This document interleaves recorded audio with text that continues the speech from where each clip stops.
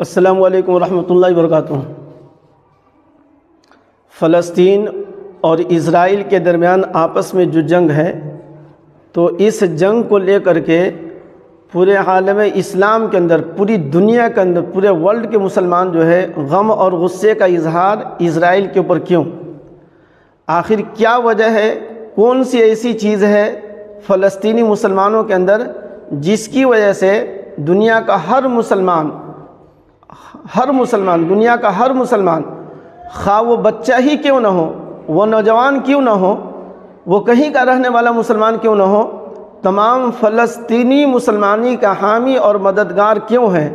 اس کے لیے آواز کو کیوں بلند کر رہا ہے؟ اس کے لیے جو ہے سوشل میڈیا پر چرچا کیوں ہے؟ اس کے لیے ہے اس طرح کی بہت ساری پوسٹیں کیوں ہیں؟ اس طرح کی ویڈیوز کیوں ہیں؟ حالانکہ دنیا میں اور بھی تو مسلمان ہیں، اور بھی جگہوں کو تو بھی مسلمان ہیں، لیکن فلسطینی مسلمانوں کے لیے جو ہے دنیا بھر کے مسلمان جو ہے ان کا حامی اور مددگار اور اس کی مدد کرنے کے لیے کیوں کھڑا ہے، اور ان کے لیے آواز کیوں بلند کر رہا ہے؟ اس کی وجہ کیا ہے؟ اس کا جواب یہ ہے، اللہ تبارک و تعالیٰ نے قرآن کریم میں سورہ حجرات کے اندر اللہ تبارک و تعالیٰ نے فرمایا انما المؤمنون اخوہ، کہ تمام ایمان والے بھائی ہیں۔ تو لہذا فلسطین کا مسلمان ہو یا امریکہ کا مسلمان ہو یا جاپان کا مسلمان ہو یا عرب کا مسلمان ہو یا ہمارے ایشیا کا مسلمان ہو، دنیا کے کسی خطے کا مسلمان ہوگا تو وہ ہمارا بھائی ہے اور ہماری بہن ہے، ہمارے بھائی بہن کا رشتہ ہے۔ ایمان والے ہونے کی وجہ سے وہ ہمارا ایمان والا بھائی بہن ہے، لہذا اس ایمان کی وجہ سے وہ ہمارا بھائی ہے۔ لہذا دنیا کے کسی بھی خطے میں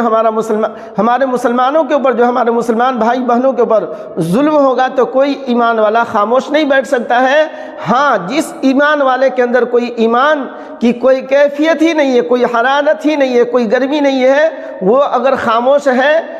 تو یقیناً جو ہے اس کا ایمان سرد ہے، اس کا ایمان ٹھنڈا ہے، اس کے اندر ایمانی جذبہ نہیں ہے،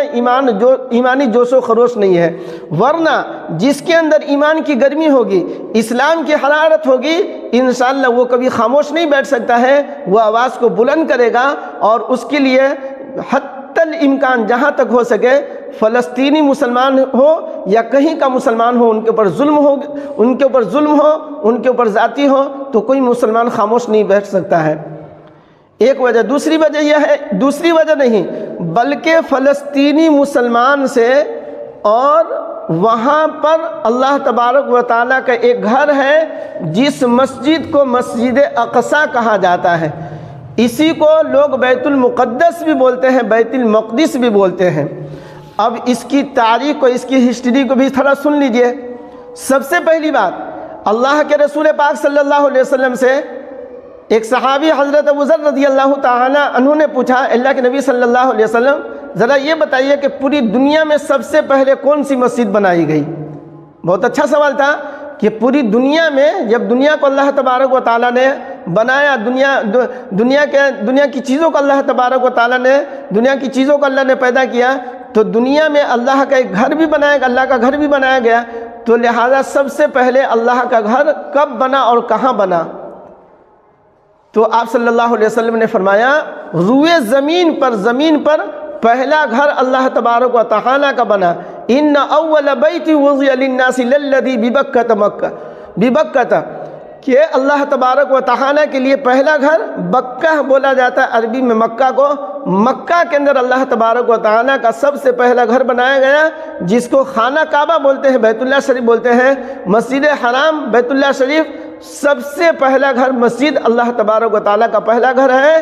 تاریخ میں ہے کہ سب سے پہلے اس کی تعمیر فرشتوں کے ذریعے سے اللہ تبارک و تعالیٰ نے اس کی تعمیر کروائی۔ بعض روایت میں آتا ہے کہ آدم علیہ السلام نے تعمیر کی۔ تو بہرحال پہلا گھر اللہ تبارک و تعالیٰ کا وہ خانہ کعبہ ہے، بیت اللہ شریف ہے، مسجد حرام ہے۔ پھر آپ صلی اللہ علیہ وسلم سے یہ سوال کیا گیا کہ دوسری مسجد کب بنی؟ تو آپ صلی اللہ علیہ وسلم نے اس کا جواب دیا، خانہ کعبہ کے بعد دوسری مسجد مسجد اقصی، بیت المقدس، اور فلسطین کے اندر جو مسجد ہے مسجد اقصی، خانہ کعبہ کے 40 سال کے بعد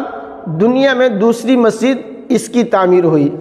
تو پہلا گھر اللہ کا خانہ کعبہ بیت اللہ شریف مسجد حرام، اور دوسرا اللہ کا گھر مسجد اقصیٰ۔ تو لہذا اس اعتبار سے خانہ کعبہ کی فضیلت مسجد نبوی کی بھی فضیلت ہے۔ یہی وجہ کہ اللہ کے رسول صلی اللہ علیہ وسلم نے فرمایا خانہ کعبہ بیت اللہ شریف مسجد حرام میں اگر کوئی آدمی نماز پڑھتا ہے، ایک نماز پڑھے تو 1,00,000 نماز پڑھنے کا ثواب ملے گا، اور مسجد نبوی کے اندر اور اسی طریقے سے مسجد اقصیٰ کے اندر ان دونوں مسجد کا ثواب اللہ کے رسول پاک صلی اللہ علیہ وسلم نے فرمایا 50 وقت کی نماز کا ثواب ملے گا۔ 50,000 ایک نماز پڑھے تو 50,000 نماز پڑھنے کا ثواب ملے گا۔ ان دونوں مسجد کا ثواب یہ ہے۔ پھر اسی طریقے سے آپ کو بتاتا چلوں کہ حضرت داؤد علیہ السلام کی عبادت گاہ فلسطین کے اندر بیت المقدس کے اندر عبادت گاہ عبادت کرنے کی جگہ تھی۔ کہاں؟ فلسطین کے اندر۔ اسی طریقے سے زکریا علیہ السلام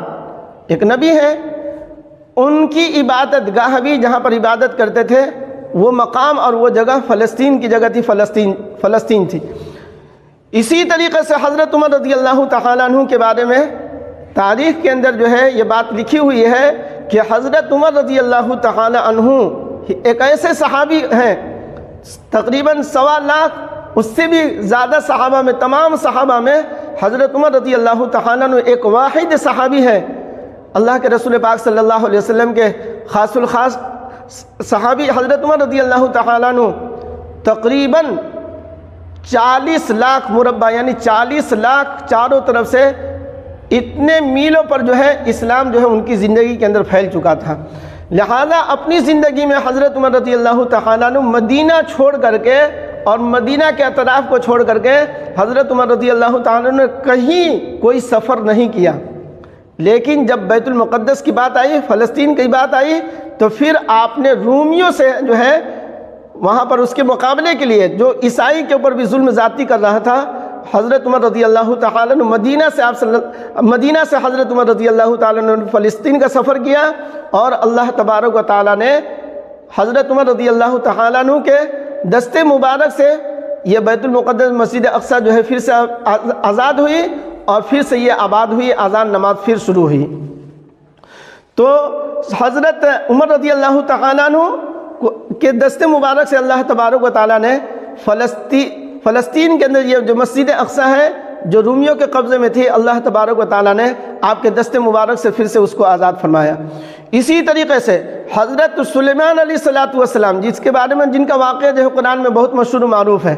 تو دارالحکومت ان کی جو ہے فلسطین کے اندر تھی۔ اسی طریقے سے سورہ نمل ہے قرآن میں 19ویں پارے کے اندر،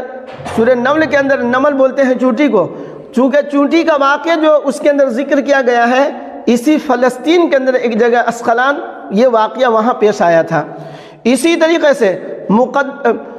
حضرت موسیٰ علیہ السلام کو اللہ تبارک و تعالیٰ نے جو حکم دیا تھا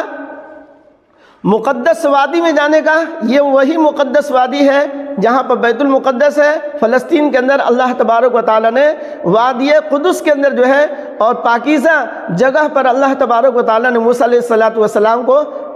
ہجرت کرنے کا اور یہاں آنے کا حکم فرمایا تھا۔ یہ وہی جگہ ہے جس کو ہم آج فلسطین بولتے ہیں اور جہاں پر مسجد اقصیٰ ہے۔ اسی طریقے سے قرآن کریم میں طالوت اور جالوت کا واقعہ جو ہے جو ذکر ہے دوسرے پارے کے اندر جو ہے دوسرے پارے کے آخری رکوع کے اندر جو واقعہ ذکر ہے، یہ واقعہ جو ہے فلسطین ہی کے اندر یہ واقعہ پیش آیا۔ تو قرآن کے ایک دو نہیں بلکہ بہت ساری آیتوں سے جو ہے اس جگہ کی برکت سمجھ میں آتی ہے اور اس کی فضیلت سمجھ میں آتی ہے کہ اللہ تبارک و تعالیٰ نے کس طرح جو ہے وہاں اللہ نے برکتیں رکھی ہے۔ اسی طریقے سے حضرت عیسیٰ علیہ السلام کی پیدائش یہی ہوئی، اور اسی طریقے سے حضرت مریم علیہ السلام کی پیدائش بھی یہی ہوئی تھی، یعنی اسی مقام پر ہوئی تھی فلسطین کے اندر۔ اسی طریقے سے یہاں پر ایک جگہ ہے،